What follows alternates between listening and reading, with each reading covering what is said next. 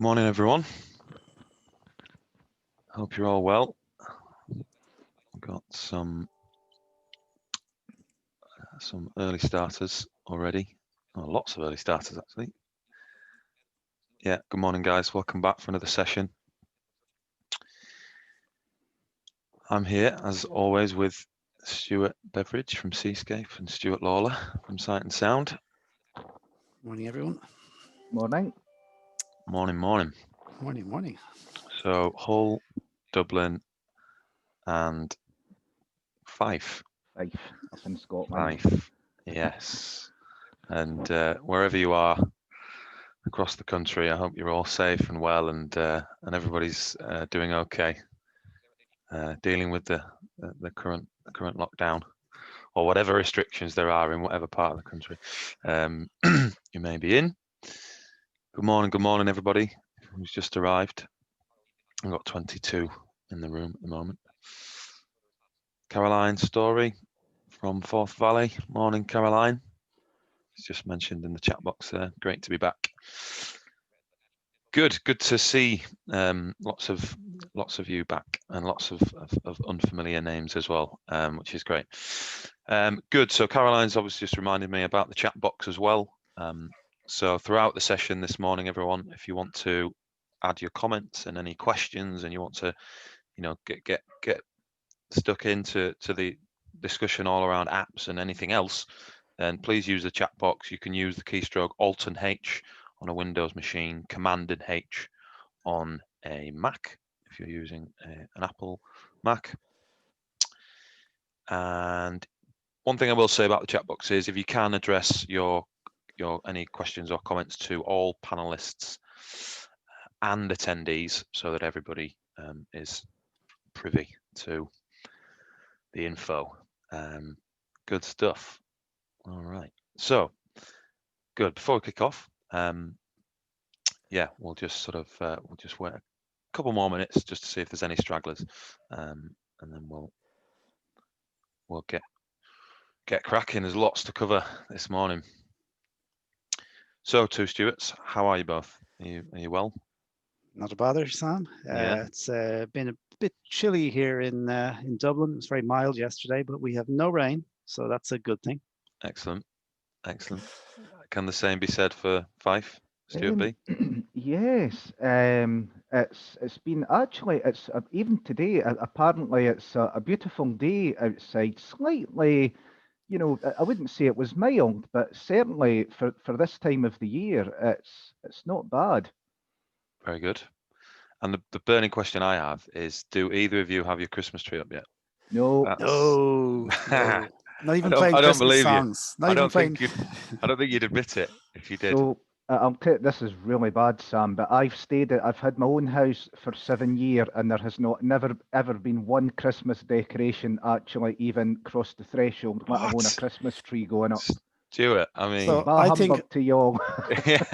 I think that at the next social hub, we should all go to Fife and help Stuart get things sorted out. It's going to look like Santa's grotto by the time we're finished. We're going to have a special Christmas hub in Stuart's house. I think that's a great idea. Social distancing, obviously. Yeah, of course. Yeah. PPE and wearing masks and all that stuff. Exactly. Yeah, exactly. Well, yeah. I mean, I'm somewhere in between, Stuart. The tree or no decorations are up in our house yet, but as soon as December hits, I mean, I'm in full swing. Christmas playlist will be going on. Right. It's happening. I've got a Christmas apron while I'm cooking. It's all kicking off. Honestly. Oh, yeah, Sam. So then, Sam, can we just for the crack, can we ask people to put in the chat, or if you want to put, what's your favorite Christmas song of all time? Hey. Excellent. Tell us what your favorite Christmas song is. Create a playlist. Yeah. Yeah, definitely. Good idea. And we're going to have to, there will be some Christmas themed social hub events coming up as well, everyone. So, yeah, but we'll get more information about that at a later date. Good. Right. Enough about Christmas for now. Anyway, let's get cracking. So, good morning, anybody that's just joined. 27 again. Fantastic numbers. Thank you, everybody, for coming back. We had around 50 register, but not everybody can always make it. So the recordings are proving really popular on our YouTube channel, which is always great. Fairy Tale of New York from Elizabeth, straight in there. Hey, great choice. Classic. Yeah, great choice. Yeah, brilliant. You've thrown me now, Elizabeth, with that. No. So yeah, so thanks everybody for being here, and the recording obviously will be available after the session as well. Good. So we've got Stuart Beveridge from Seascape, one of our charity, well, who we're working very closely with at the moment up in Fife in Scotland. We've got Stuart Lawler over in Dublin, who is one of my colleagues from Sight and Sound Technology. Stuart runs our Dublin operation, our Ireland office, but he's also head of content creation for the company as well. So Stuart runs lots and lots of webinars. Our webinar Wednesdays, which if you're not familiar with, please do check out our website and get all the details on there. Add yourself to the mailing list as well. Good. Okay. So all that's out the way. Today we're looking at smartphone apps. Okay. Firstly, I want to apologize for the title of this session, App-racadabra. Okay, I was having a bad day, all right, and that is the best I could come up with. All right, it's a working title, but you know, you get the idea. The magic of smartphones. Obviously, we've all been using them, or maybe not all of us, but a lot of us have been using them to stay connected throughout this year. So yeah, I've been having a play around with a few different pieces, and I know that Stuart use these apps on a regular basis. You know, being blind themselves, you know, they require, you know, the support of these apps to get to carry out various tasks throughout their days. So we want to know from you. We want to hear from you today as well, what you're using, you know, what you're interested in exploring, you know, what works for you, what doesn't work, you know, all those things are all welcome. Good stuff. We've got lots of comments and questions coming in already, but first, I think why don't we kick off with Stuart Beveridge today? Why don't we fire straight in, Stuart? I know you're big on your apps, so over to you.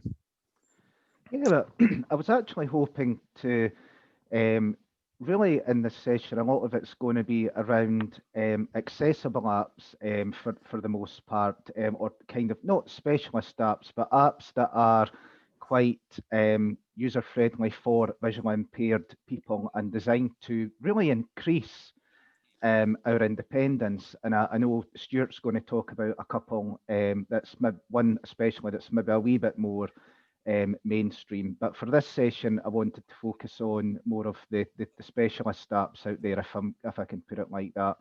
And there's loads of these that do different things. And there's things like Tap-Tap-See, which will allow you to take a picture with the camera of your smartphone, and then it will describe exactly the scene that the camera has captured.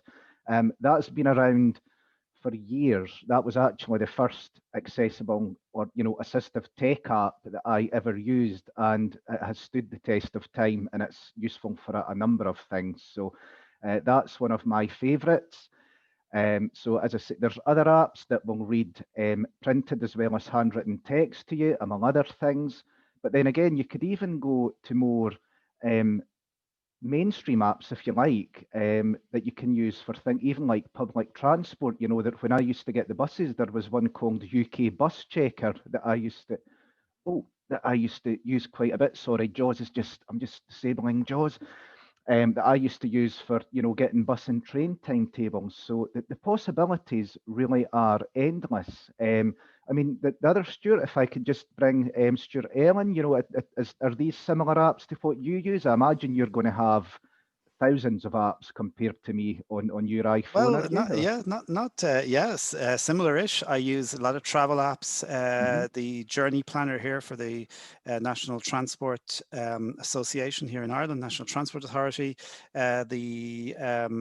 Our train app here, and National Train app, Irish Rail, the Dublin Bus app for traveling around the city on buses, and yeah, a load of reading apps that I will talk about later on, and a couple of travel apps as well, like Maps, Google Maps, Apple Maps. Although I tend to use Apple Maps more. Yeah, and obviously things like Seeing AI, which I think we're going to talk about later as well. Yeah, so all good. I mean, the way I wanted to, and one thing I really wanted to discuss, because I think this for me holds a huge area of, I think this is going to really open up a discussion actually, is around services such as Ira and Be My Eyes. Are you okay if we start with them, Stuart and Sam? It's just I'm very interested on Yeah, sounds a great idea. Absolutely. opinions. Yeah. So essentially, I'll just quickly, and Stuart, you can correct me when I make mistakes here, but Ira and Be My Eyes are two separate apps, but essentially they offer the same kind of service. So what you'd be able to do is, to keep it simple, phone somebody up at the other end of your phone through a video call.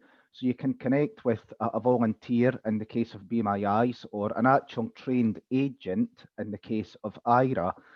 And if you ever need any sighted assistance, and it could be for anything, I mean, it could be for matching your socks, for example, or telling you what you've taken out the freezer, or even if you're just having trouble maybe reading a sign when you're out and about, I'm sure that the possibilities are endless. So you could call up one of these volunteers or agents using a video call through their app, and then the other person, the sighted person on their side, would be able to see everything that your camera is pointing at. So they're seeing through your camera on your smartphone, basically.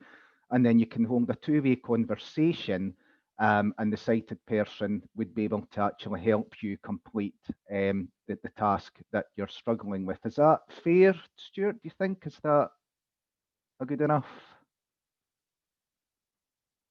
Uh-oh. Sorry, Stuart, Oh.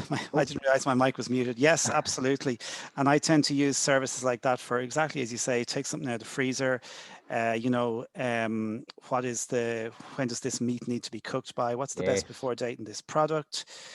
They're really, really handy. A quick call, can you help me with something? Yes, thank you very much. Brilliant. Yeah. So do you use both Ira and Be My Eyes, or do you just use? I use Ira a little more, and the reason I use Ira a little more, and this is might be an interesting point for discussion, Stuart, is that I sort of feel the Ira service, the people are paid to do a job. You Yes. ring them and say, hello, can you tell me this? Thank you, goodbye. With Be My Eyes, I sometimes feel there's a little more engagement and a little more chat, and that's absolutely fine if you have time for it. But in many cases, you don't. You just want to know something, straight on and off. So I have used both, but it tends to be Ira a little more. Ira is not unfortunately available here in Ireland officially, but we do get the 5-minute free calls. So that's even good for things. So we can only use it once a day. So you have to be careful when you're going to use these things. And can I just ask, gents? I know that Be My Eyes is a free app, but Ira, is that also, there's no subscription or anything? So I'll take this, Stuart, just because it's not in Ireland yet. So at the moment, as Stuart quickly says, Ira is the agents are paid and they're trained, unlike the Be My Eyes side. So you actually have to pay a subscription each month for the service, the Ira service. For Ira, so right. The cheapest at the moment, I might be a pound or two out here, but the cheapest at the moment for, I think, something like 30 minutes each day, it's £25 a month. So you can see there, that's quite a pricey subscription. £25 a month, and that allows 30 minutes. That's 30 minutes a day. I don't. Maybe it's just me being greedy, but I think that's quite pricey. But again, remember the agents are paid to do this job, so you can see why it's there. I would agree with you, Stuart. And can I just say that I think the thing with, I think as far as the service is concerned, you just need to work out how you're going to use Ira and what you would use it for, because as you say, it's a bit of an investment and you are limited in the amount of time you have. But again, I suppose it's kind of like having a support worker constantly in your pocket, isn't it? Because the added value is they're trained, and the more that there is other subscription, then it bounces up to something like £79 a month if you want, 3 hours worth of your 180 minutes worth each day. And so the subscription, there is another one, I think it's something like 100 and something pound if you want 5 hours a day. So as you could see, the more hours you want, the more you're going to pay IRA to, you know, have that service available. So, and as Stuart says, you do have a free 5-minute call every day. I think it is, Stuart. You get 5 minutes a day to use Yeah, IRA. So yeah, and again, I think, sorry, Stuart, I think oh no, initially it used to be 5 minutes per call and you could it make as did. many calls as you wanted. And unfortunately, they just got overwhelmed with the free Yeah. calls. And So they're they, running a business, so you know, yeah, people Yeah, would of just course. keep phoning back, you know. yeah, So whereas with Be My Eyes, there's no subscription at all, is there? Be My absolutely. And Eyes, And there's they're no all limits. volunteers, aren't they? They're they're all all volunteers. And sighted by the volunteers. way, both services are great. You know, every time I've used both the service, I don't use them much at all. Just being, I have something else now, but you know, just being, you know, to have these services available, that they're both great. The main difference is, as I say, that for me, when I use it, the IRA agents are trained, so I feel as though I'm able to, I don't want to say demand a lot more of them, but that's sometimes how it feels, Stuart. I don't know if you agree there, you know. So, you know, if I needed guiding round, you know, a supermarket, for example, or, you know, something like that, then IRA would just give me all the time I needed to do that. They'd be with me every step of the way. Whereas if I'm phoning up a volunteer at Be My Eyes, you don't know what they feel comfortable, you know, doing. And, you know, I just sometimes, if it's something simple, like I've lost my keys or, you know, something out the freezer, Be My Eyes, I'll phone them up in a second and do that. If it's something a wee bit more complex, then I'm going to actually phone up IRA and get a trained volunteer who actually knows what they're doing. But again, that's no disrespect to Be My Eyes, because it's a great service Yeah. anytime I've used it. Hmm. I'm And just having yeah, a look here. Actually, there's the numbers. There's over 4.5 million volunteers registered with Be My Eyes yeah, I remember globally. reading about Be My Eyes. There are far more volunteers than there are people using the service, Yeah, something like 10 Yeah. times more. yeah. So a There's lot of about people, 250,000 blind people are registered to use the yeah, service. I certainly know of 3 or 4 friends of mine and former colleagues, some of them who are volunteers on the service, and I don't think they've ever had a call. It's just because there's so many, you know. There's too many. I've been Yeah. registered to the volunteers in September of last year, and I've not received one. So, Wow. so yeah, no, nobody wants my directions. But no, but still, I mean, it's, you know, it's a fantastic service. And I was quite interested reading about the guy who created it, the Guy from Denmark. Norwegian, Yeah, Hans. Danish, Yeah, yeah. He lovely was guy. wasn't he a carpenter or some sort of, wouldn't he work in, and he became, obviously lost his sight and decided to develop the app. Have I made that up, Stuart, or does No, that I sound think about you're right? probably right. I'm trying to remember because I did meet him, or not, I met him online before. I was chatting to him in a Oh, great. previous Yeah. role. And of course, now they're linked into other things like the Microsoft specialist support line you can contact through the Be My Eyes app. And I think in the States, a few of the banks have bought into them as well. So you can Yeah. call your local bank. Yeah. I'm not sure who. That's They, it. they have Hans Jorgen Weiberg. that's it. That's the guy, and That's it. he's a Danish, or he was a furniture craftsman, Wow. who is visually impaired, and obviously created the app. Yeah, so brilliant, But yeah, brilliant that's the story. good thing about Be My Eyes. Just I forgot this actually, that they're actually linked in with the Microsoft Help Desk. So that is more specialist support, you know, for that company. I believe they have the Google Disability Answer Desk as well, and they also in the UK have the Lloyds Banking Group Mm. Oh, in brilliant. there as well. So it's growing, isn't it? Yeah, massively. Yeah, we got a few comments here coming in. Carol's been a volunteer since 2017, and she's only had 3 calls, one a year.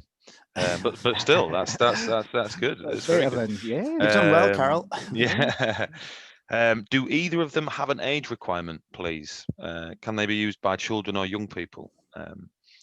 Do either of you know the exact age restrictions on them? I Um, assume it's 18 I'm and not above, isn't it? aware of that actually. I I'm sort of assuming that as well, but I don't Yeah, remember seeing that anywhere. But there must be in the small print. yeah, yeah. We'll Yeah, have to there do some must digging about be. that one, I mean, Sarah. certainly when you create accounts, with either of them. I haven't saw any.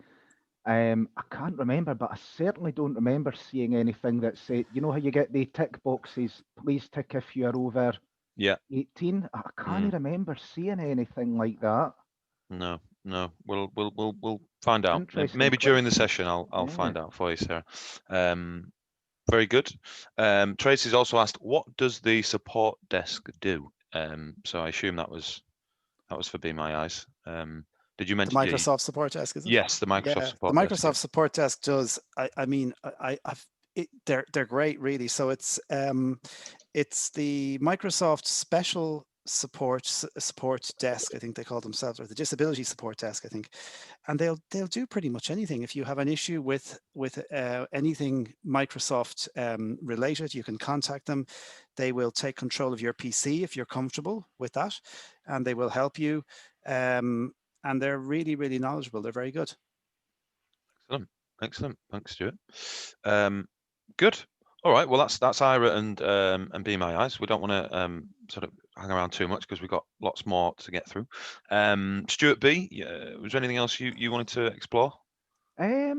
I think I'm quite happy to let Stuart kick Yeah. in and talk about. You were going to talk about Easy Reader. Yes. Great. Easy Reader. Yeah. Stuart, Excellent.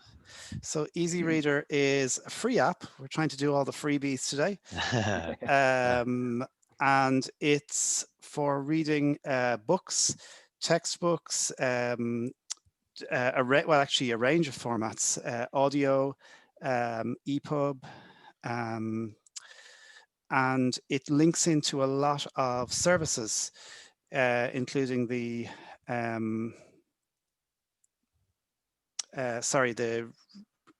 RNIB the library reading service. services. Yeah, Yeah. RNIB reading services. So the app is free to download. You Stuart, have to. I'm just going to share my screen so people can see the app. Oh That's yeah, all right. perfect. Yeah, that's all right. Yeah. So carry on. So the app is free to download. Once you log in, you can create a login, or you can log in with your Google or Apple ID already if you wish. You then log into any of the. There's about 20 different libraries who are already pre-populated in the app. So the Just got them on screen now, actually, Stuart. RNIB is one of all them. the libraries. Yeah. There's a couple of US ones. There is one for Bookshare. There's libraries for the blind in countries like Denmark and Switzerland and all this. So you just connect to whichever library you want, and then you can search for books by category. You can obviously just type in a title of a book, or you can search for most recent. So the search facility is very straightforward. The app is fully usable with screen reading technology on mobile platforms, and there are updates released very frequently as well. So Easy Reader is a great app. Yeah. I'm just having a quick browse through some of the libraries now, Stuart. But and most of the libraries that are connected to it are free if you live in the particular country where the library is, because there's mostly libraries for the blind. Yeah. And there's a whole range of content freely available. And in terms of file formats, Stuart, I know that there are some PDF, some EPUB. Does it? Yeah, it's PDF. It's EPUB, DAISY. Well, the ones I've used are DAISY Audio, mainly from the RNIB library and the National Council of the Blind over here in Ireland. DAISY Audio. I have had one or two EPUB, which will obviously be read by text to speech. Yeah. You can have that read by your screen readers, text to speech, if you wish, or if the book has been voiced, then that will be read for you. Mm-hmm. It's highly navigable as well. So you can create markers, for example. You can jump to particular sections. You can go by chapter, or you can go by page. Yeah. So again, that can be handy. I'm just actually demonstrating now, Stuart, on the screen share. Obviously, once you've downloaded a book, so for instance, I've downloaded a book about Shakespeare here, and it's now brought it up on the screen. And then obviously you can, for somebody with low vision, you can then customize how you can see the contrast or the magnification of the text. So you can obviously increase the magnification. You can change and customize the color schemes as well. Let me just see if it if it shares my audio. Let me just And Sam, I'll just tell, just while you're doing that, I'll tell you there is also a way to import books into the app. So I have not done this, but I know that Easy Reader has an option to import books. yeah.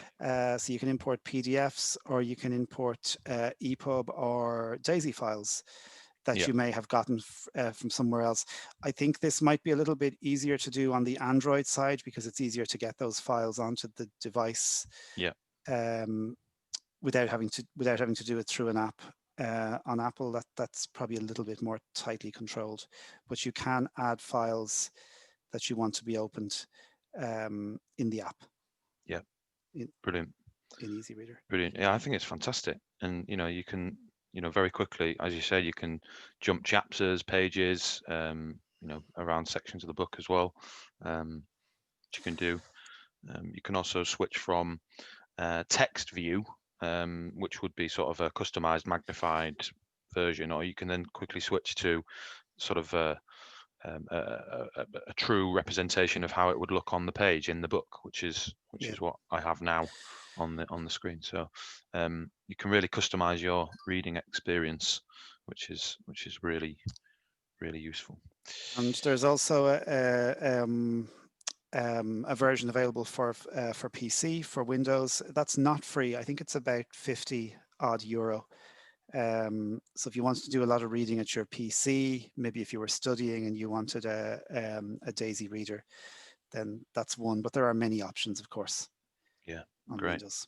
And you can get your talking newspapers on there as well, can't you? You can. If you subscribe to the talking, there's still talking newspaper associated with the UK. I don't know if they still exist. Stuart, you probably are aware of those, but I think you can subscribe to those.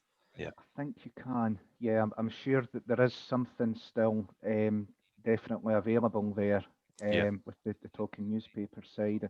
And I think for me it's quite good because you've got, as Stuart says, around 20 different libraries in there. So you've got quite a good choice. Whereas, if you're just with something like the Audible app, then it's that's because it's an Amazon company, you're kind of stuck with Audible, whereas Easy Reader's giving you a lot of choice, aren't they? So, really good. Absolutely, yeah. There's loads of stuff there. Just so everybody's aware of subscriptions and prices. Obviously, the Easy Reader app is free to download, but the Bookshare service, is there a subscription for that? Not if you're linked to what they say, or as they say, a participating educational institution. So I suppose my understanding is in the UK, you have to be registered as a student and you go through your college to connect to Bookshare. Over here in Ireland, you go through the National Council for the Blind to get a login, but the service is free once you have an account. Perfect. And again, with the library services, again, they are free in whatever country you're living in. Yeah. Okay. Excellent. So it's a great way to get lots of free content. Yeah. So that's Easy Reader. Did you want to touch on Seeing AI, Stuart? Oh yeah, Seeing AI. Yeah. So Seeing AI is a Microsoft app, and it's just maybe important for a second to talk about how Seeing AI started with Microsoft. So Microsoft have this I suppose way of working with staff that they say to them, go off and do something. Go off and play with technology, see what you come up with, and they give them some time off every few weeks to go and just do this and just go and be creative. It can be something outside of your own work. And a couple of engineers got together and came up with Seeing AI, which is a free app that does all sorts of things, a lot of the things that that Stuart has talked about previously, like reading labels, reading text, scanning text, currency, color identification, object recognition, barcode reader, and there is to check if the lights are on or off, which I personally find very useful. facial yeah, recognition as well. Yeah. oh yeah, yeah, facial recognition, absolutely. So again, it Will uses the Seeing Eye camera on your do phone. scene description as well? Yes, Yes, it's not great. it's in No. beta. Yeah, It's it's in not. the greatest thing I have ever saw for scene description, and it, as I say, that stood the test of time unbelievably is Tap Tap See. I might try and demo it before Oh yeah. the end because it's so simple. Yeah, The yeah, highest praise I can give something like these, like Tap Tap See, Seeing AI. I mean, Tap Tap See it's never ever been deleted from my phone. It's been on there for 6 years and counting. It's just still yeah, so good. But Seeing AI, I think as we were saying earlier before we came on, though, Stuart, it's AI in general. It just seems to have I don't know how Tap Tap C's done it, but with other AI, things like scene description, object recognition, it seems to have a bit of a way to go, doesn't it? yeah, I agree with you, Stuart. And I'm just thinking about Tap Tap See, and I'm really interested to hear about this because I actually don't have it. But Oh, I'm wondering, and because I think I read somewhere, but I could be completely wrong on this, by the way. I think that Tap Tap See uses crowdsourcing. So that might explain why the scenes you get are I so did good, wonder. Yeah. yeah, because it's Um, actually pulling that information, and loads of people are sitting with the app and are typing in what they see.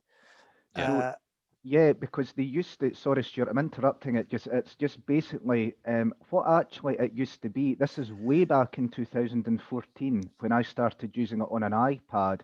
It wasn't really so much AI. They actually had people, they'd paid people to actually sit at a desk, and any pictures that came in, through visually impaired people's cameras, the people at the other end who were sighted would then actually type an accurate description of what the photo was and then fire it back to the set, their device. Does that make yeah. sense? Yeah.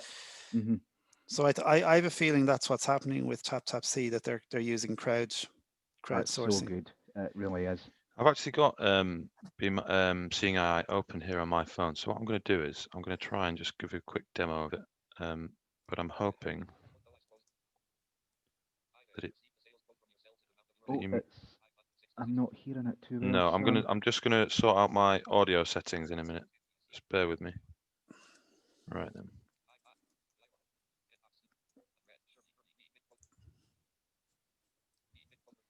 Just, okay, it's not picked that up.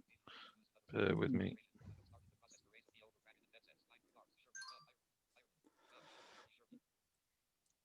Yeah.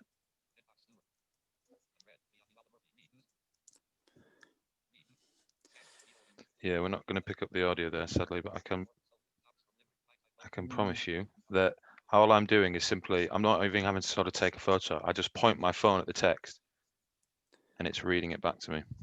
Yeah. But yeah, through this particular medium, it's not the best way of demonstrating it. But you can also see along the bottom there, you've got short text, document, product, person. So obviously you can select, exactly what it is you're wanting to scan, and you will be given a description. Yeah, it's quite accurate as well. It will even do sort of like, animals, won't it? It will give you a description of, I think I scanned my dog and it told me the breed, which I was quite surprised. Wow. Oh my gosh, Yeah, that's yeah, very yeah. specific, isn't it? Yeah, yeah, yeah. And Tap Tap See actually is very similar, isn't it, Stuart Beveridge? So maybe you Yeah, could, I we could. just wonder if Tap Tap See was the one you used, Sam, because Ah, I don't get the breed of dog with me- me- Seeing AI. All I get is a general. Oh yeah, it's a dog lying on a rug or something. okay. Maybe Whereas that was Tap Tap See then. Maybe I'm getting the two confused. But maybe, well, do with you want Tap to? Tap See, Yeah, all of the stuff, all of the text recognition and things isn't really there. Tap Tap See really is just picking up what the camera sees, but it yeah, can be so useful in a number of situations. yeah, Tap Tap Sees even work with, how I said earlier that OCR doesn't work well with tins and things because they're circular. Tap Tap Sees even help me identify tins and, like, bottles of iron brew, etc. It's so good. yeah, And it doesn't do much, and it's a free app as well, Tap Tap See. So when I say it doesn't do much, that's actually really, really wrong because all you do is just double tap the right hand side of the screen, and then it just takes a picture of what it sees, and whatever it sees, it describes it to a yeah. T. It really does. Yeah. So it's helped me out in a number of situations. So just you might have mentioned that, Stuart, but as we're discovering now, because I've just got it screen shared, is that you do need voiceover on your phone, don't you, in order to... Sorry, I beg your pardon, I should have said that. Yeah. Sorry, I missed that. Yeah. So you do need the voiceover Or talk feature back on, or talk back, to be running. in order to receive the descriptions of the items, whatever that might be.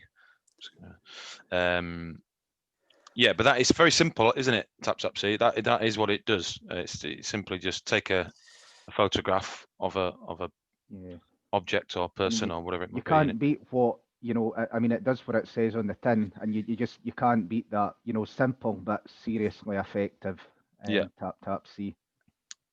Let me just see if I can get the audio working. And you know, just to maybe add to that point, Stuart, I think a lot of what's coming out here today is that people just want apps that are effective, you know, simple. We're trying to show apps that do one or two things, but do them really well. I'd much rather have a number of apps that do a number of very specific things very well, but do them well with information I know is correct, rather than have an app that tries to do lots of things. And I think Seeing AI is trying to do that. Some things it does very well, as we've said, some stuff possibly not so much, but it's a bit of an all-rounder to have as well, and it is free, so you can always, you know, take it off your phone if you're not using it. You're not spending any money on it. Yeah, I think that the things it does well, and I think you'll agree with me, Stuart, is the OCR and the text document scanning, etc. It does all that really, really well. The barcode reader's good, and the facial recognition side is also really good from my experience. Even I mean, I actually do have, it's the only vision I have, but I do have, you know, light and dark vision, so I know if I've left the light on. But if I forget and I'm not looking at the light, I just seem to forget, and then I actually, you know, use the light detector on the Seeing AI app to let me know, oh yeah, I actually have left that light on after all, you know. So it does a number of things really well, and then the scene description side, you know, as I say at the moment, unfortunately that isn't that great. Neither is the colour identification side, but you know, that's never been great on any app either. So one other thing it does well, maybe just might be worth mentioning, and certainly I find this really useful because I'm very bad at maybe knowing how to position a camera, and I don't have very good spatial recognition. We were talking about this earlier as well, Stuart, but not telling you to move the camera, telling you when the whole page is in focus if you're scanning a piece of text, that kind of feedback for a blind person is crucial. So they're the things you should look for if you're testing out these apps. Do you get that feedback when you're holding the camera? Do you know with confidence that you're scanning a particular page? Yeah, and the text. Do you know what's really interesting with this? Might be a minor point, Seeing AI, but you know what I found really interesting is I was teaching at people's faces, you know, to store, so that if I was scanning, you know, around about, it would say, you know, dad, mum, you know, my sister Fiona, etc. But what it does is it actually attempts to tell you people's emotions, so how people's expressions on their faces, and I've never saw that in any other app. So if I was scanning around and, you know, this is a bit of a bad example, but if my dad's just came in from his work and he's had a hard day at his work, if I've taught it to recognise my dad's face, I would point it at my dad and it would say something along the lines of, Dad, 3 feet away, and he looks miserable, you know. And you know, right, I won't talk to him yet. He's had a bad day at the office, you know. But it's really interesting. I mean, even at times, actually, if you haven't taught it people's faces, now my dad is 58, and when I didn't teach it my dad's face, I just took a picture of him to see what it would say, and it said a 57-year-old man looking neutral. And I just thought, and my dad went, that is unbelievable. I mean, it got him within a year of his actual age. How does it do that? This feature can at times though be quite embarrassing. It can, yes. I've not done it. I've not taken a selfie. Believe you me, I'm not even trying that. Well, when I've demonstrated the OrCam Oh previously, no. visited somebody at home or wherever it might be, and demonstrated the facial recognition feature, and it's recognised them, but it said, there is a a woman in front of you when it's it's Oh, when it's not. When it's oh quite dear. clearly a middle-aged man, or vice versa. So yeah, so I've got into a bit of trouble with that feature before, but on the whole, this sort of technology is very accurate, isn't it? Definitely. Yeah, great. We've got a few comments coming in as well. Yes. Just going back, thank you for doing some research into the age restrictions for Be My Eyes. It is 17 and above for Be My Eyes. So thank you to Carol, and Okay, good to know. I think somebody else also looked into that. So thank you. Is TapTapSee free? Yes, it is, Thomas. It's completely free, no subscription. It's a free app. I've actually just briefly demonstrated it. We can't share the audio, frustratingly. But one thing that TapTapSee does do is for those of you that can see this, so I'm just pointing it at my coffee mug. I've got VoiceOver on my phone as well. Double tap the screen to take the picture, and then it gives you a description along the bottom of the screen as well, which those of you that can see, says there's a white ceramic mug on a black table, which is fairly accurate. But yeah, it was TapTapSee, sorry, that gave me the breed of my dog as well, a Cocker Spaniel, laying on a white carpet, I think it said, which is cream, but we'll give it, we'll let it off. So yeah, so TapTapSee is completely free, Thomas. No subscription involved. Seeing AI, does it recognize handwriting? Yes, it does. Now, it does depend on how good the person's handwriting is. I've had mixed results with this, but I don't think it's the seeing AI. I think it was actual person's handwriting that wrote me the Christmas card. So, but yeah, really, really good. Yeah, definitely. And actually, for those of you that joined us last week, myself and Stuart Beveridge, our last session 2 weeks ago, Yes. we briefly looked at a new product called Envision, which are a wearable device, glasses, which also has an app as well, paired to it. You can use the app separate to the glasses. You don't need to be to own a pair of the glasses. You can pay a small subscription to use the app, and you can scan handwriting with that as well, can't you, Stuart Beveridge? Yeah, it's Envision AI and Seeing AI are pretty similar in terms of app, at least. They do very, very similar things, and they do them extremely well. The one sort of advantage, possibly, of the Envision AI app, if I don't use it regularly, but you do have the option with Envision AI to actually locate objects or people in a room. So say I'd put my cup down somewhere and I couldn't find it. There is the possibility, with a bit of practice, using Envision AI to actually, use the camera to scan around the room and find that cup that I've misplaced. So very, very similar, but sometimes they do things slightly differently at the same time. That's a bit gobbledygook, isn't it? No, we get it. Hang on. Sorry, everybody. That is my voiceover now kicking off. Sorry, bear with me. I'll just turn voiceover off so we can. There we go. Maybe it's just worth saying. Maybe it's actually good that there's competition out there though as well, so that these apps are constantly trying to improve. I believe that, and there needs to be more of that innovation. So the more of these things that are doing this, exactly as you say, and also the technology they use will get better. Well, yes, exactly. And, I don't want to say too much about the Envision glasses, but I think it's really good that OrCam now have some serious competition out there as well, because for a long time that market was, that needed something to come along that was going to rival the OrCam as well, just in my opinion there. So yeah, and maybe just to add to that, Stuart, in terms of, for, let's say, for totally blind people, this is maybe going to be a more useful solution.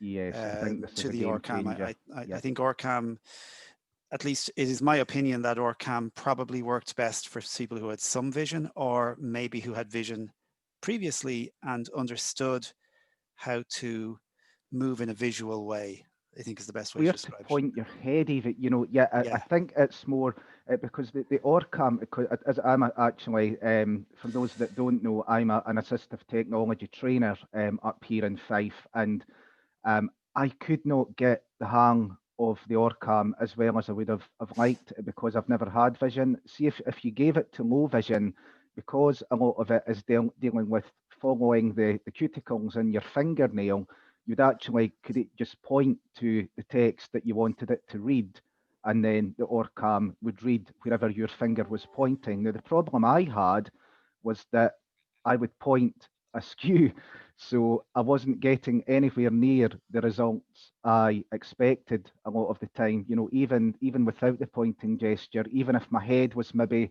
angled a tiny wee bit too much to the left or right, then it was just, you know, it was a non-starter. So hopefully this is going to solve a lot of the problems, these new glasses that's coming out. Yeah, definitely. We're very excited anyway as a company to definitely. to launch them. We've all been playing around with them for the last few weeks, and you'll hear lots more about Envision over the coming months. Yeah, it's a really exciting new device.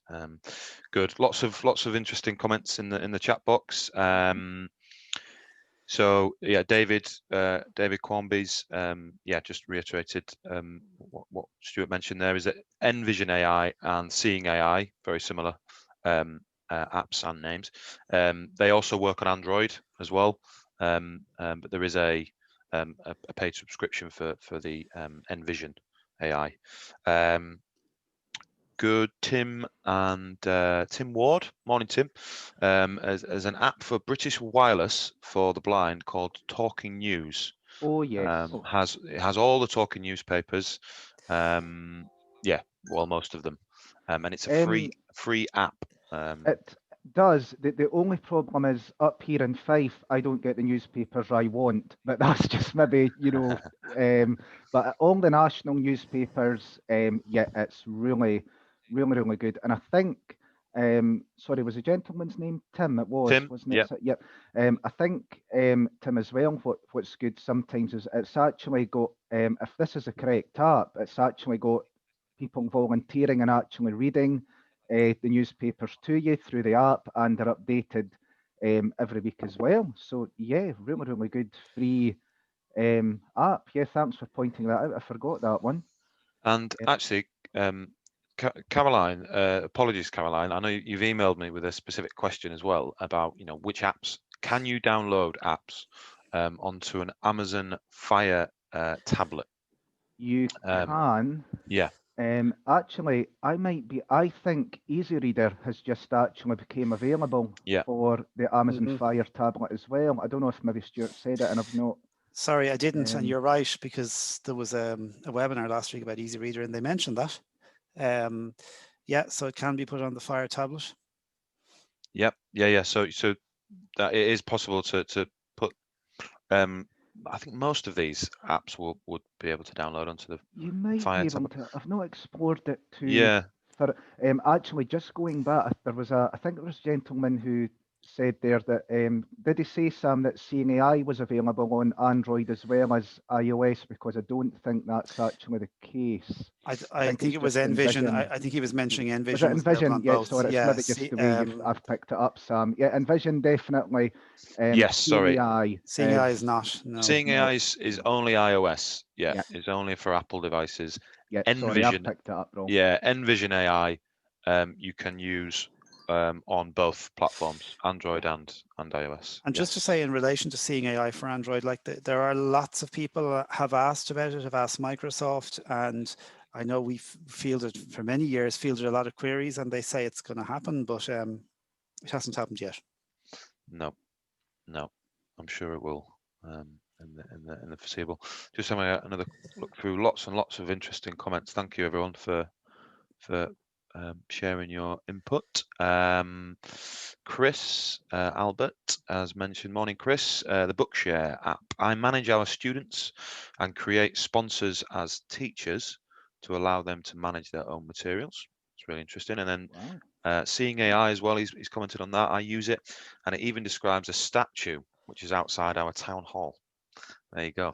So Interesting. we've got lots of examples of how sort of accurate the description features are. Good, lots of good comments about TapTapSee. Did we mention as well with TapTapSee, Stuart, that you can upload your own photographs from your photo library within your phone? Sorry, did you mention No, I that? meant to, and then I forgot. Yeah, So, don't worry. yeah. Yeah, so you can upload your own photos of your family, of friends, whatever it might be, and it will describe those images for you as well, which is a really really Yeah, really so good feature. I think it's anything, any photo that you've got in your, say, your camera roll, on your iPhone, you'd be able to import it into TapTapSee, put it through their recognition software, and then it would attempt to describe everything in the picture. I think you can do that with Seeing AI as well, You can, Yeah, yeah. and you can. Envision. Yeah. You can. Yeah, so there are two brilliant apps there, that freebies as well. Seeing AI, TapTapSee. If you've not explored them before, you have a smartphone, take a look. I imagine you may need a certain software, certain sort of level of software in order to Yeah. download some of them. Do you know anything about that, I Stuart would Beveridge? think 9 and above, iOS With 9 and above iOS, should iOS surely 9, yeah, surely, and I might be wrong, but the later your iOS, I think the better. yeah, To be yeah, honest, yeah. Android, I'm not really sure. I'm not that Android orientated, I'm afraid. No, no. And it Yeah, depends I what device think, you're using. To be honest, with Android. Sorry, and Stuart, carry on. I was going to just say in relation to Android, I think they generally say 7 and above now for Yeah. anything relating to security. Even below 7 is a little bit harder. And iOS, I think you're right about what you say, Stuart. The later, I think in general, in relation to iOS versions, the later your version is, the better anyway. The more compatible you're going to be with apps in the store. Yeah. Sorry, Carl's just mentioned she can't find the Easy Reader app in the App Store. It would be under Dolphin Easy Reader, I assume, wouldn't it? Yes, I There think might if you be a I think few. if you type Dolphin Easy Reader or even Easy Reader should come up, but definitely Dolphin Easy Right. Reader. Yeah. Yeah, it's made by a company called Dolphin. Anybody who didn't know that. Good, excellent. We've covered a lot so far. The only map that we haven't covered that I was going to look at was and this isn't a freebie. This is why we've left it till last, because it's an investment. It's $14.99, and it's called the Voice Dream Reader app. For anybody who doesn't know anything about it, let me again just share my screen with you so that we can just explore, even if we can't explore the sort of the actual reading. I can show you the interface and whatnot. So let me find it. Where are you? There we go. Voice Stream Reader. Good. This is what the sort of opening interface section looks like. So another obviously reading application, quite similar to the Dolphin Easy Reader, but you with Voice Dream Reader, it's $14.99. So as I said, there is a subscription there, but you can upload all sorts of different file formats. So if, for instance, on my my iPhone, I have some documents saved in my files there, like this one, for instance, which is this is a PDF flyer for a promotional flyer for some of our products. Okay, and the Voice Dream Reader will read this this PDF file for me without any problems whatsoever. I can also again customize the contrast, the magnification. For anybody that has low vision, you can really customize your reading experience with the particular app. So you can upload files from your phone or your tablet onto the Voice Dream Reader app. But you can also download books from various libraries as well, similar to the Easy Reader app. So I've got Pride and Prejudice here, classic. And as you can see there, I've already customized the screen in order for me to demonstrate that to you. So I've got the yellow text there. Yeah, and you can also, as you can with Easy Reader, you can sort of jump sections. Yeah, you can jump chapters, pages, whatever it might be. You can also export the text as well, so you can export to yeah, other files and whatnot.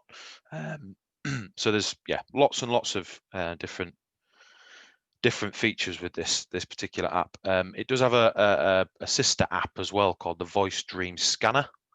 Okay, so you can scan any printed documents, upload them, and then you can do all sorts with them through the app as well. You can customize them and chop and change them and export them around as well. But yeah, this isn't a freebie, it's unfortunately, but it does have lots and lots of positive reviews on the App Store. It's I was just having a look the other day. It is considered sort of one of the top apps for text to speech. And I've got another comment here. As a mother of a child with dyslexia, blown away by the features of Voice Dream Reader. So not just focusing on low vision or apps that would help those with no vision, learning disabilities, dyslexia, that sort of thing. It's really good. it's a really the quality of the text to speech is fantastic. And as I said, it supports a wide range of file formats: PDF, Microsoft Word, plain text, as well as Bookshare and Daisy formats as well. And then you can import your content directly from your smartphone, or you can link Voice Dream Reader to external cloud storage spaces, including Dropbox and OneDrive as well. And it was voted voted app of the day by Apple in 81 countries. So it's got lots of positive reviews.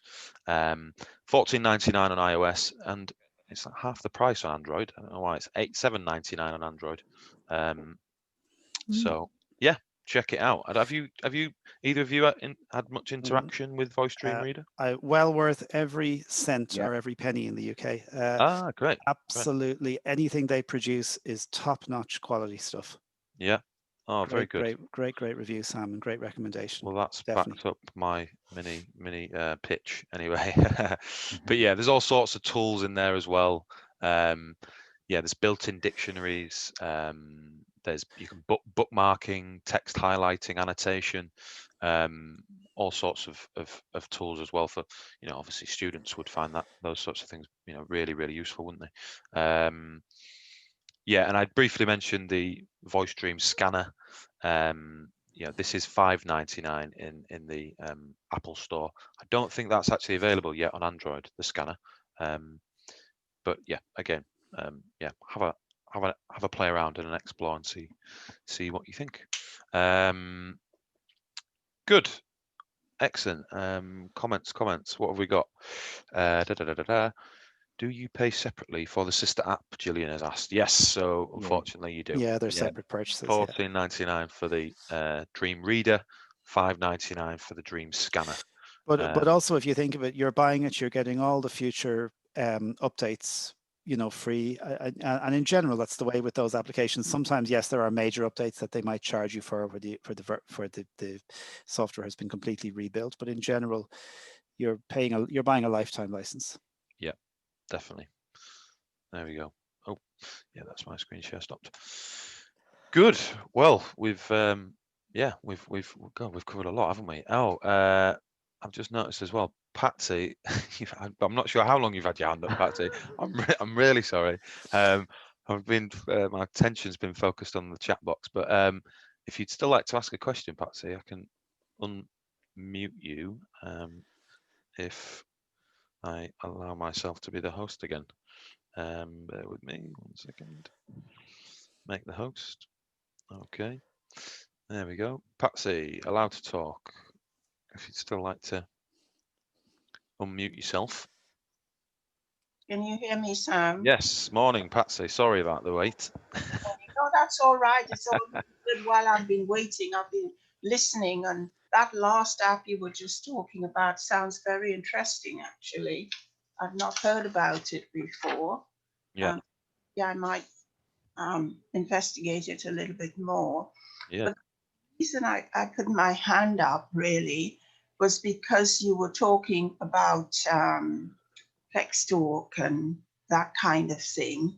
And I'm actually stuck at the moment with a lot of SD cards that I used to use in a Plex Talk that I got from the RNIB. Unfortunately, it's broken and the RNIB no longer sells it. And that particular SD card doesn't fit in the more modern machines. Is there a way around it? So okay. So the SD card, the old SD cards that you've got, they're not fitting in your.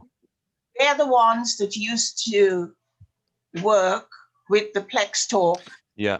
Yeah, they're not the mini SD cards or the No, micro not ones. the Sorry, mini yes, ones. yeah. They're the ones that came with the Plex Talk. Are you talking about the big Plex Talk, Patsy? Or Yeah, okay. the PT one. Okay, Do- I know. oh. So these are called CF cards, compact. Back in the day, they were calling Yeah. these compact Okay, flash. I know what So they these are bigger than even the card. Yeah. Yeah. So the only way you would get access to those now, Patsy, is purchase. What I would suggest, purchase a USB card reader on Amazon or anywhere else, I'm sure. And there are usually at least 4 slots on these things. The little box plugs into your USB port, and you can put your cards in, and you can get all the information off them. So it's a USB card reader. Just make sure it supports compact flash CF cards, they're called. And I know the exact ones you're talking about because I have a few around us. They were big 10, 15 years ago. Yes, that's right. And I've got a lot of teaching information on them, which is helpful to me. And I just can't use them now. That's why I'm hunting around for some. Yeah. Okay, all right. And you said I can get that on Amazon? Yeah, absolutely. I got one a long time ago, and it had a little slot for the compact flash cards. So you could just stick them in. All right. Okay. Because we actually had some information about the Plex Talk machines, didn't we, Stuart? That they've discontinued. With them. Yeah. I think they've discontinued the Plex Talk 2 Cross, haven't they? And we're waiting for the new Plex Talk machine to be released in this country. So for anybody that does use those sorts of machines that will read, what do you know off the top of your head, Stuart, what they will accept? Which is it USB? You know what sort of formats they will accept, those machines? Is it SD cards? Is it USB? For the Plex Plex Talk. Yeah, it's SD. It's flash cards and USB, as far as I know. Yeah. Okay. Yeah. Good. Okay, Patsy. Hopefully that's helpful? That's helpful, Sam. Yeah. Thanks so much. No problem. Okay. Thanks, Patsy. Okay. Chris Brady, morning. I'll just unmute you so you can ask. Oh well, yeah. There you go. Right. Good morning, Sam and the Two Stuarts. Hi, Chris. Thanks very much for the webinar. I just wanted to say that the Easy Reader app, if people have got things like Braille Note Touch Pluses, they can get Easy Reader Plus on that. It's on that, and it will. The only formats that it won't support is Word and PDF, but all the other ones, EPUB and Daisy, it will support. I thought I'd give you that information. Excellent. Thanks, Chris. No, that's useful. Thanks, Chris. Yeah. Any Braille Note Touch users out there? Definitely. The Easy Reader Plus. Fantastic. And it's very good because if you've got EPUB books, they're really are well represented on. I mean, I'm just doing at the moment. I'm just reading one, Mansfield Park by Jane Austen. So that's really good. Excellent. Yeah, Brilliant. We've got another Jane Austen fan. Oh well. Pride and Prejudice. Well, Hang on that's a good book as well. Yeah, there you go. Very good. Have you Thank read Emma as well? No. You'll have to get into that one. That's Not a yet. good book as well.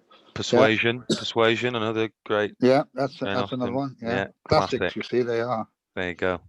Right. Excellent. Guys, Thanks, I'm gonna have Chris. to read. I'm gonna have to read all these. I mean, I did do Pride and Prejudice years ago. I think in school, but it was the others. Yeah. I actually did I did a play of Persuasion a few years ago, and of course. back in my in your acting days. Yeah. But it was a contemporary version, so it All right. was Jane Austen, but with sort of contemporary twist. The purists were not happy. I'll tell you now. The purists weren't best pleased. Don't touch the classics. Anyway, Yeah. that's another matter. But yeah, thanks, Chris. That's great. No problem. Cheers. Yeah, Good. I'll give that a miss. I think I'm more of a wee child, you know, the Jack Reacher kind of. So that's the total other end of the spectrum, isn't it? Yeah. Not Anyway. your cup of tea, Stuart. No, fair enough. So good. Thanks everybody who's hung around. We've covered so much today. Thanks, Chris, as well for putting a link in the chat box for Patsy. That regarding compact flash discs. Brilliant. Yeah. So there's a link in there for you, Patsy, for you to have a look at. Now we need to tie in our Christmas playlist because Stuart, thanks to Stuart Lawler's suggestion, the chat box is filled with Christmas song suggestions. Yeah, which is great. So it looks like, you know, Fairy Tale of New York's probably won. There's lots. I think it's lots of Fairy Tale in New York. A bit of Wham as well. Last Christmas. Classic. Yeah. Driving Home for Christmas. Driving Home for Chris Rea. Yeah. There you go. Yeah, brilliant. And I was reading, by the way, this morning, just a little add-on to all this, that BBC Radio will this year play the Fairy Tale of New York. Apparently Radio 1 will be editing out some words and Radio 2 will play it in full. I don't know why different stations within the same corporation do different things, because there was some issue last year, wasn't there, about not playing the Fairy Tale New York? Because there is a few controversial lyrics in there, isn't there? There are a few, yeah. But maybe back in the day, New York. Who sings Fairy Tale of New York? Is Kirsty McCall. It's Kirsty McCall and the Shane McGann, the Pogues, right? Yeah, that's got that, and Driving Home for Christmas has got to be the two favourite ones for me. There you go. Yeah.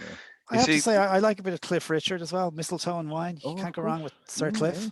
Hey, that's it. Stood the test of time as Chris. Absolutely. And he loves a Christmas jumper, does Cliff as well. Maybe we should wear our Christmas jumpers for December's Social Hub sessions. Okay, I'm going to throw that out there. Also, Stuart Lawler, I know you're sort of an accomplished musician as well, aren't you? For anybody that doesn't know less of the accomplished there. He's a dark horse, is Stuart Lawler. You haven't heard me play the piano yet. Why have you not written a Christmas song? I mean, you wouldn't need to work again, Sam, would you? Would you believe it? A long time ago, my mother, in her innocence, and I can say this because she's not on the webinar, and I hope she'll never see this video, said to me about 15 years ago, "You should write a song for Christmas and send it to Westlife." No. Brilliant. Just as I can see that. Yeah. Just a real sort of uplifting Christmas it would be very song. Cheesy, Sam. Yeah, you got to have the key change right in the middle there. Absolutely. Just, as they stand up off their stools. Brilliant. Good. Well, I'm glad we tied back in with the Christmas song suggestions. I said in the chat box, I feel like Tony Blackburn taking all these requests. But yeah, thanks everybody who's contributed. Good. So thanks for all your comments and input regarding accessible apps. There's so much out there. We have really just scratched the surface, haven't we, gents? But some of our favorites anyway. Good. Next time, 2 weeks time, we're looking at smart home technology, which is another big and upcoming sort of driving force in terms of technology for those with visual impairments, and so please do join us in 2 weeks time. That'll be on the 3rd of December, so we're gonna have to wear our Christmas jumpers, gents, unfortunately. Yeah, but Stuart, I know Stuart Beveridge especially is a big smart home tech fan, aren't you, Stuart Beveridge? Oh yeah, it's like the TARDIS in here. I don't know what bit of the house is doing what getting. So Honestly, this vacuum cleaner, it still makes me chuckle every time I I have to think about it. say, and I have to say, this is one I'm really interested in myself, because the whole smart home area is something I've wanted to get into more. So I might have lots of questions for Stuart, and something simple like I want to get my light bulbs connected to my phone. And it's okay, yeah. just, I think for me, it's sometimes, where do you start? There seems to be so many things out there. How do you select? So anyway, Stuart, I'll come with all my questions to the next session. Wonderful. Yeah, do, and everybody else, please do come armed as well, because yeah, Stuart will be taking questions left, right, and centre, I'm sure, Oh, no. because yeah, his home is like hooked up to all sorts of gadgets. But yeah, this is a big area that we as a company as well are starting to explore as well. Looking at how we can sort of incorporate that into our service or our services. So yeah, something of real interest to us, and we want to know, from you guys how you're using your home tech, and all of that. Excellent. Well, yeah, I think that's a good place to sort of to wrap up today. But thanks so much, everybody. Chris, Albert, I'll connect with you after the session, Chris. I know you've mentioned about the Envision glasses, so we'll swap emails. Good. But thank you, Stuart Lawler. Thank you, Stuart Beveridge, as always. Thank you, Sam. Thank you, Stuart. Thank you. Great to see everybody, as always. Great. Oh, and Stuart Lawler, do we want to plug Webinar Wednesday? Oh, thank you. Yes, Webinar Wednesday on the 2nd of December. We'll be looking at a set of scripts for Microsoft Teams that has been produced by Blazy UK. So Blazy are going to come on the session and talk about their scripts. They're launching them around the same time, and they'll be available to purchase. So we're going to find out what's new in them and what makes them use Microsoft Teams easier. So that's in 2 weeks' time. Brilliant. And you ran a JAWS 2021 session last night. We had a 2021 last night at 7 p.m. We had good attendance. I know Chris, just because he was chatting earlier, Chris was at that session. Yeah. And we are going to, that will be available on our podcast page and our YouTube channel later today, as well yesterday afternoon's Braille session. So there was 2 sessions yesterday. It was a busy day for Stuart Lawler yesterday. So there was a Braille innovation session yesterday afternoon, and there was Stuart also ran a session last night, which focused on the new release of the JAWS Screen Reader 2021 software. So yeah, have a look on our website if you want, on our YouTube channel for those sessions if you missed them. Yeah, good. Yeah, and the last thing I'll say is, for anybody that wants to know more, because I often get emails saying, how do I hear about the upcoming events? If you want to subscribe to our official mailing list, you can do that via our website. The mailing list that I have for the social hub is sort of slightly separate to that. I have my own mini mailing list going on, but the official Sight and Sound mailing list, you can sign up via our website. Good. Okie doke. Thanks, everybody. Great to see you all. Thanks so much. And yeah, we'll see you for another Social Hub session in 2 weeks' time. And I'll obviously send out all of the details shortly for that. But yeah, thanks, everybody. Stay safe and take care. And we'll see you all very soon. Thank you. Bye, guys.